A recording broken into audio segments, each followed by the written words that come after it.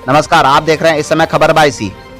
डगरवा प्रखंड के बभनी पंचायत अंतर्गत चन्नाबाड़ी में एमआईएम पार्टी को मजबूत करने के लिए गुरुवार को अमर विधायक अख्तरुल ईमान के द्वारा शपथ ग्रहण कार्यक्रम का आयोजन किया गया, जिसमें चन्नाबाड़ी के संथाल जाति के लोग काफी संख्या में मौजूद रहे।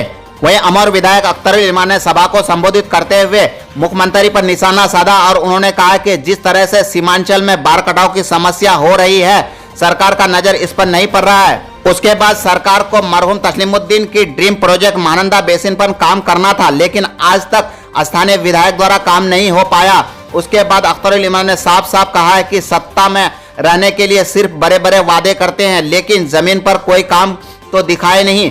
वहीं सभा की समाप्ति के बाद काफी संख्या में संथाल परिवार के लोग सभा मैदान में अपनी नृत्य दिखाई।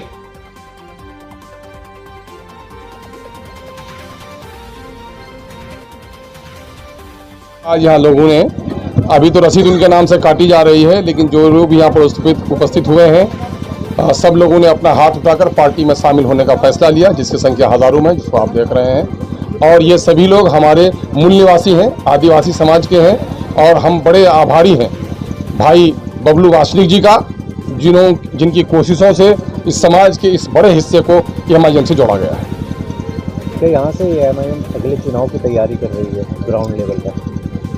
मैं आप लोगों को खबर पहुंचा दूं, एमआईएम यहीं से नहीं बल्कि पूरे बिहार में हर एक विधानसभा में और तमाम तरह पार्लियामेंट्री सीट में अपने संगठन का विस्तार कर रही है और पूरे बिहार में इलेक्शन लड़ने की तैयारी कर रही है। अख्तरुल ईमान के लिए तैयारी क्या है 2024 के लोकसभा चुनाव? बस इसी बिहार का एक हिस्सा है अख्तरुल ईमान, और उसकी तैयारी जो थी अख्तरुल ईमान अपनी तैयारी कर रहा है। तो गोपालगंज में चुनाव चल रहा है अभी, उपचुनाव। मैं गोपालगंज से होकर आया हूँ।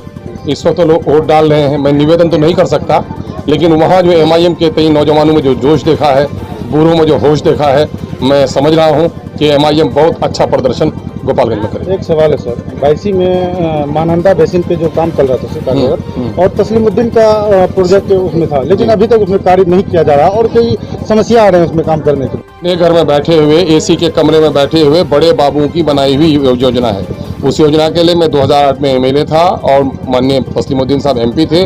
काफ़ी भरसक प्रयास रहा उनका, और बिहार गवर्नमेंट से प्रस्ताव भिजवाने में हमने भी प्रयास किया, लेकिन उसका जिस तरह से वो बनना था जिस प्रोजेक्ट को, वो प्रोजेक्ट अमली तौर पर सही नहीं बना है। चूँकि जो सरफेस है, वाटर सरफेस है, पानी की जो सतह है, उससे उतनी ही दूरी पर दाएं और बाएं बांध बांधने हैं, और बीच में जो लोग बसे हुए होंगे उनके वहाँ से दूसरी जगह जो विस्थापित परिवार होंगे उनके बारे में जो ये है डीपीआर है वो खामोश है, या फिर इंजीनियर लोग ऐसे लोगों को मुआवजा देकर दूसरी जगह पर बसाना नहीं चाहते हैं।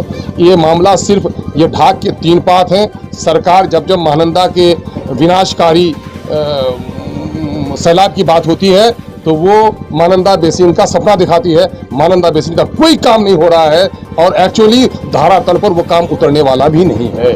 सर 2 साल विधानसभा चुनाव के किया है। सबसे बड़ा वादा ये है कि आप मुझे वोट दीजिए और मैं अपनी जिम्मेदारी का निर्वहन करूंगा।